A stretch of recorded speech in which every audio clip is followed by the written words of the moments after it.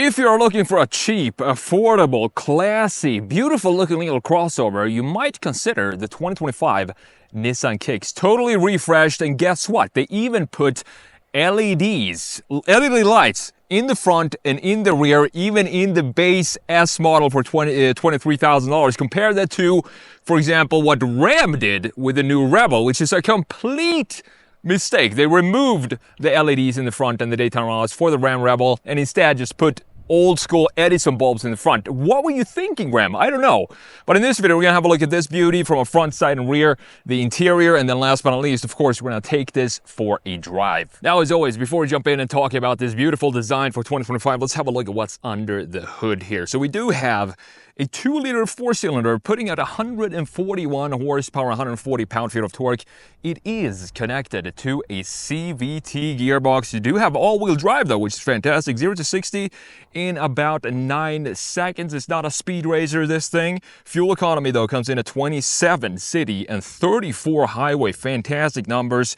The price for this one, being the SR top spec, comes out at $31,710. However, the starting price, as I mentioned in the intro, is just over $23,000 for the S trim, and that also comes with full LED headlights and taillights, which is fantastic to see. This one is also equipped with the $1,950 premium package, which has the panoramic sunroof. For example, up top you have the 10-speaker Bose sound system, heated seats and steering wheel, and remote start. So that might probably be worth it if, you know, you're looking for a little bit more luxuries in this car. It's only just under $2,000 for all of that. You got the 19-inch wheels here with the SR as well. So let's close the hood down and let's talk about this design and what is new for 2025. Pretty much everything is new here. First of all, you're gonna notice the front end looks a lot more confident than what it did in the previous generation. Of course, we have this brand new full LED headlights.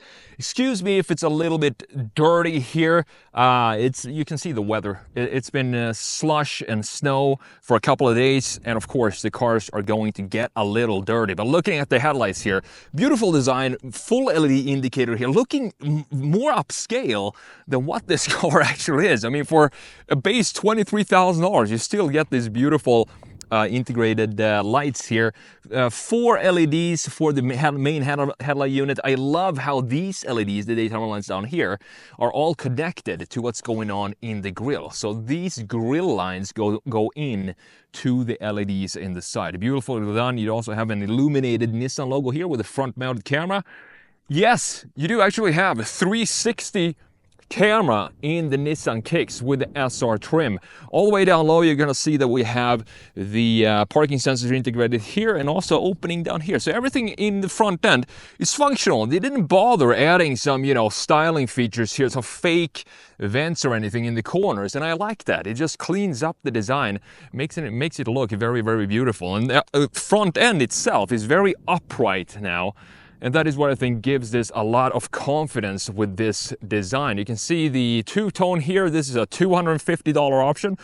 If you want to have, for example, in this case, I think it looks pretty good to have the roof being red and then the rest of the body being silver. It looks pretty cool. Now, looking at the wheel design here, these are 19-inch wheels. The biggest wheels you can get on a Nissan Kicks, they're 225s all around.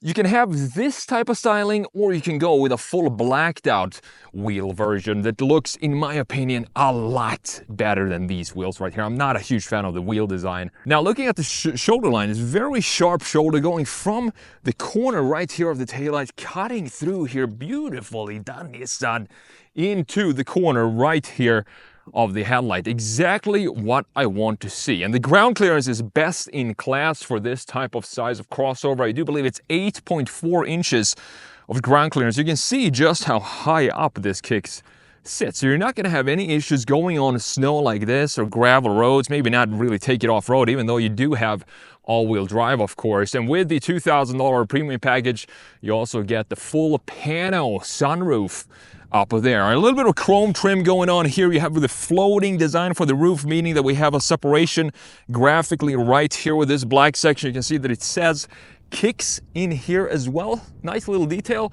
Chrome trim here, red roof, metallic, and of course the silver bottom. We do have some plastic cladding, this being a crossover, all around the lower section of the car. Now coming out to the rear, very interesting design here in the rear end. I am not sure I like what's going on here. It definitely makes it a very unique looking rear end with the graphics that we have going on here and this shelf that we have up top. This one right here, almost like an integrated wing in the rear. We have the wiper here, which is totally fine. I don't need it to be hidden there with in this price range. The LEDs look beautiful as well. We have full LED indicator. Even the indicator on the base S trim is also full LED. You have the reverse light here. Very dirty. I apologize for that again. But that's just how it goes when you review cars. You're not always going to get a super clean car. We have the Kicks logo down here. Thankfully, this is not in chrome. And you have the SR all-wheel drive right there. Let me know what you think about this styling. I think, as I said, this feels like a much more grown-up version of the previous Kicks. I think it looks maybe a little bit more expensive than what it actually is, just because of all these cool features that we have going on. So let's pop the trunk and let's see how much space you get in the back. Not power assisted in this case, which is also totally fine in this price range. You have a decent amount of space here. If you fold up this carpet here, you can see that you have more space to storage a few things or items down here in addition to these compartments right here on each side. And as always, if you need more space, you just have to unhook this little strap here and you can fold down in a 60-40 split and have this entire rear end sit entirely flat in the back, which is super useful if you have bigger stuff or longer stuff back here. So let's close this back down and let's jump in and have a look at this brand new interior that we have for the Nissan Kicks. I kind of like it. I like what's going on in here. It's nothing too fancy. It's just everything you need in a small vehicle like this. Now, when I first opened this door and checked out this interior, I just think it looks like a more expensive vehicle than the $32,000 or $31,000 that you're paying for this SR. I think it's beautiful design in here with the material, soft touch up here, contrast leather stitching. You have a high quality feel for the door handle and these controls for the windows as well. Feels very good in addition to the controls for the mirrors. Cup holder down here. You have this sort of carbon fiber looking feel here, but this is actually soft touch. Now jumping in here, you can see the seats come with this premium package. You do have the 10-speaker Bose sound system, which means that you also have speakers inside of the headrest itself, so you can really blast your ears off. These are not power assisted. Again, totally fine for me. I'm only gonna adjust the seats once if I'm the only one driving this car. I'm not gonna grow any taller, hopefully not shrink any shorter either. So let's jump in here and let's fire this up. You have the start button right there, sort of hidden in this cave down in there. So let's fire this up. Dual 12.3-inch screens in this. That is, you know, what we get these days. Screen bonanza going crazy with all the pixels that we have here. You don't want to have a native navigation system in here, which is also, again, fine because you do have wireless Apple CarPlay and Android Auto. Let's move forward a little bit so we can see if we get some better lighting in here. It looks pretty dark on the camera. Now, as I said, wireless Apple CarPlay, wireless Android Auto here. We can go in and check out some of these settings that you can switch out. You do have the climate settings by clicking this little logo down there. Pops out the climate settings. You only have one climate zone in here. This being such a small vehicle, it really doesn't matter if you have one or two. One is totally fine for me. Heated seats with the premium package. Of course, you do have heated steering wheel as well. With this button on the left side of the steering wheel, you can turn that on right there. Let's do that now. And going into some more settings here, we can go into the home screen, click the settings button up there, and here you have a couple of more systems or settings that you can figure out, and probably not something that you're gonna switch out very often because they're very basic settings. You can go into the camera here as well, display settings, check out what this does. Here you have the full 360 camera, which is not the highest resolution I've ever seen, but it's totally fine. I'm gonna show you more about that when we put this into a reverse. So very simple layout for the infotainment screen. Again, totally fine for me. I'm always going to have my Apple, my iPhone connected to this anyway. Now looking down here, again, this material comes back here. It looks like it's a hard material, but it's actually soft, and even soft touch up here. Well done, Nissan. You're catching up to Mazda when it comes to quality feel on a budget for the interiors. We have 2 vents here, very easy to adjust, as you can see. Volume knob. This Bose sound system, as you can hear. Camera, you can click that on, and you can see that we do have, putting it into reverse, going to pop out the same camera. We do have even trajectory lines here, in addition to this top view, 360 view. Great features, seriously great features, and great design by Nissan when it comes to this 2025 Kicks for the price that you're paying. This feels a little cheap to me, but I have to keep in mind always the price point that we're dealing with here. You have the heated seats here in 2 different levels. You have also, of course, the temp controls. You can see how it switches up the temp there in the corner of the screen. And all the way to the left, you do have the heated seats for the passenger, and also the fan speed right there. Pretty simple. Parking brake, start button, we talked about that. Auto hold at red lights. You have a wireless charger here, I do believe. Yes, this is a wireless charger. You have 2 USB-Cs as well. Drive mode selector, and this is pretty cute that you do have a sport mode in this Nissan Kicks with 140 horsepower. You have Sport, Standard, Eco, and Snow, and that is about it. Gear selector also, again, you can kind of feel the cheap materials in this area down here, in addition to the climate settings. And this is where I still think, I just think Mazda is just on another level when it comes to cars like this. They just nail it when it comes to the drive feel and the interior quality, and also the Kodo exterior styling. I still think I prefer Mazda. I would definitely buy a Mazda 3 over this one, even though the Mazda 3 is a proper hatch, which is what I personally like.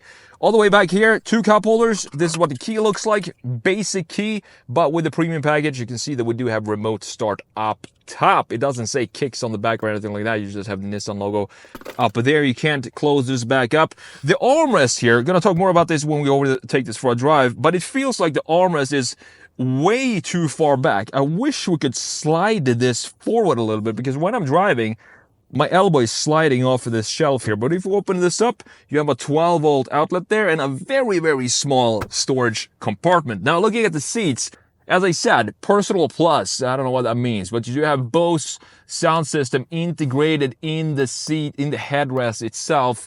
Beautiful looking seats. I do like this vintage styling that we have in the middle section, in addition to this styling right here in the backrest and the contrast stitching. Bolstering is not the greatest, but not something that you need for this vehicle either. Now, looking at the steering wheel right here, this also has a pretty cheap feel to it, but again, it's totally fine because we don't look for premium feel in this price range. You have the controls for the center portion of the gauge cluster right there. You can customize the center portion of the screen right there, or you can also switch it up to show you whatever you want with these buttons, and then you just scroll in the middle to configure it even further. And this changes up depending on what type of drive mode you're in. So right now, I do believe we are actually in Eco. So let's just keep it in standard for now. So the steering wheel controls for the gauge cluster right here, volume knob as well. And this is for the cruise control settings and the voice command on the right side. You do have the wiper stock right there, as you would expect on the right side, and the indicator stock right there on the left side. Everything as it should be. I do like this integration of the infotainment screen and the gauge cluster. It feels decently integrated here. You also have a couple of buttons up top here for the brightness of the screen itself, so you don't have anything inside of the software. And this is pretty cool because I like to have physical buttons for stuff, for as much stuff as possible. As I said, it's heated steering wheel, lane keep assist. You can turn that off right here with this button, and the heated steering wheel right there. Open the hood down there. I think that is it for the front end. We do have, of course, a proper glove box, as you would expect, in addition to this premium package panoramic sunroof, which you can also open up completely if you want some fresh air. I'm gonna keep it closed for now though. So with that said, this is my driving position right here. The back seat looks pretty decent, so let's see. Let's see if I can fit behind my own driving position, being 6'1", 6'2". I'm pretty sure I can. Overview of the back seat, some nice beautiful materials here. Again, the same quality feel for the door handle, cup holder down there. Beautiful seats with this vintage styling. So jumping in here, no problems at all. It's a little bit tight, but I would not have any issues whatsoever sitting back here for a pretty decent amount of time. I'm not that picky when it comes to back seats. It's just a seat. I mean, back in, 200 years ago, they were in horse carriages and stuff like that, so I'm not going to complain. We have USB-Cs down here, as you can see. If we fold down to the center armrest, you are going to find yourself, obviously, yes, we do have 2 cup holders right there. All right, guys, let's take this funky little crossover for a drive. Let's see what this is all about. Brand new 2025 kicks. The exterior design, as I said, I think it looks way more grown up than the previous generation kicks. I really like what's going on here. And also the new Pathfinder looks great as well. Nissan is probably, I think they're coming back when it comes to design. They're starting to put out some really nice looking cars. This one in the budget section for, starting just over $23,000 for the S, you have the SV, and then you have this one, the top of the line, the SR. The S seems like a really good deal, and if you can get like $23,000, add the premium package with the heated steering wheel, which feels very nice on a windy, cold day like today, and the heated steering wheel, panel roof, which I don't really care about, but then you're gonna end up at maybe $26,000 for a properly good-looking car. You're not gonna get the most power in the world, 141 horsepower, but honestly, I don't care. That is. Not every single car needs to have, 200 plus horsepower. And 141 in this one, it feels sufficient. I mean, for a, everyday drive back and forth to work or whatever you're doing, it's totally fine. It's a classy package. The interior looks fine as well. A little bit of a cheap material choices, but I think that is a positive, because would you rather pay a couple of grand more by just switching out some materials in here, or just save money as much as possible while still having everything be 100% functional? To me, I think we need more cars like this one that is just prioritizing price point first of all. That doesn't mean that it needs to be ugly. It's still a gorgeous looking exterior, except for maybe the rear end, which looks a little funky to me. So let's step on it here. Nothing really happens, but And we're up to 45 there. Nice job, Nissan Kicks. CVT gearbox. It's kind of fun to drive cars like this. I don't know, there's something charming about low-powered cars. It's just, they just feel cute, I guess. They're sounding so angry when they're trying to move the vehicle forward, but nothing's really happening. And I think it's kind of charming to drive cars like this. Now, as I said with the interior here, dual 12.3-inch screens. One for the infotainment screen, one for the gauge cluster. It works fine. You have some styling here, look at this. And it sits deep within the bay. It doesn't stick up even above the top of the dash, which is, by the way, soft touch material up here in a Nissan Kicks. I was expecting that to be hard plastic, but it's not. And you don't have the native map for the Nissan Kicks. So this is gonna sound ridiculous, but if you decide to buy a Nissan Kicks, make sure you have a cell phone, which everyone has today, and just connect whatever Android or iPhone you have, and you have wireless Apple CarPlay, Android Auto. Great feature as well in this price point. I would assume that you would have to plug it in with a wire for the Nissan Kicks, but they stepped it up. They gave you some luxuries here, wireless in this case. Now, how this feels on the road, we can put it on in, eco doesn't really make sense, but we can put it in sport, but I don't want to really go crazy on roads like this, because it's very, very slippery today, so I'm going to take it easy, even though we only have 140 horsepower. You don't know what this can kick you in the butt sometimes, you don't know. Even going downhill, you can't feel the acceleration. That is how slow this car is.